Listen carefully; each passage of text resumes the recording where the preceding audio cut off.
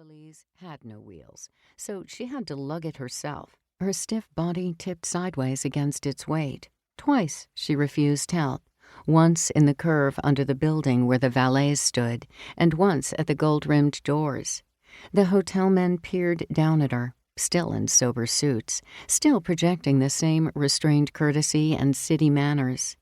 Meanwhile, she had grown shorter and countrified, her shoes practically boots, her fabrics badly cut, and her face winter-pale and indistinct, unadorned by makeup.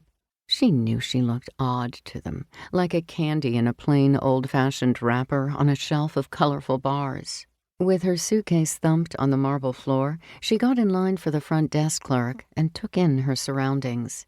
Now that the taxi driver had been tipped, properly she hoped, and she had huffed her way to the correct spot, she could breathe in her arrival.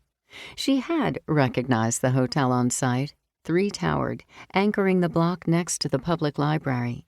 Inside, too, her eyes rested on familiar sights, the Austrian teardrop chandeliers, the braided columns, insets of scalloped wood on the walls, and the skylight framing a fake sky.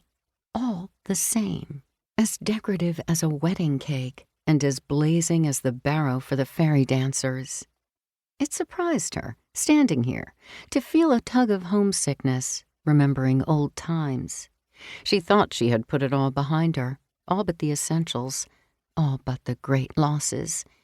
But now an ache began for the finer ones, the sight of the bar across the lobby, with its glittering bottles, an empty stool, the sound of Italian to her left, a man greeting a woman he clearly admired, the hotel's heady air of possibility, that you could step from one life into another just by passing through these doors.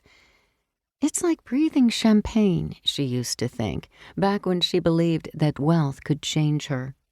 The line to the clerk advanced. She would be next. She opened her purse and brushed chapstick, her only cosmetic, across her cracked lips. Now they would look moist, but still pale and bloodless. She wished she had considered her appearance more, standing in her bathroom at home, with its oval window on the pines and the retreating April snow. But her reflection in the mirror had looked like herself, white gray hair bound back, green eyes bright, forehead mostly smooth except when she frowned.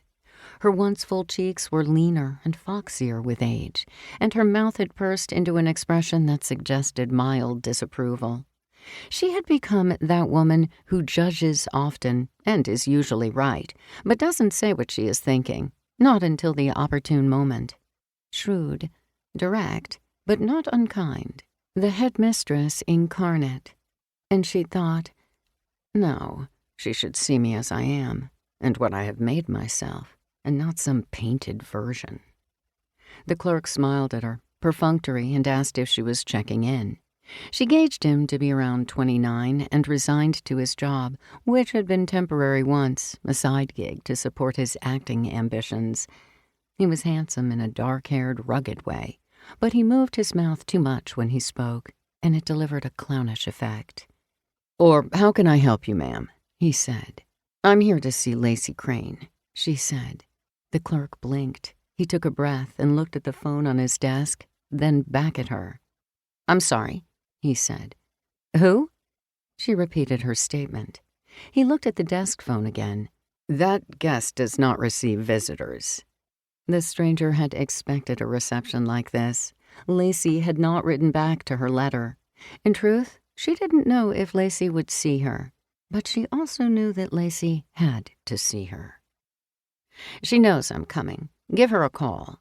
"I'm sorry, ma'am." He splayed his hands and looked beyond her at the line forming. "Give her a call."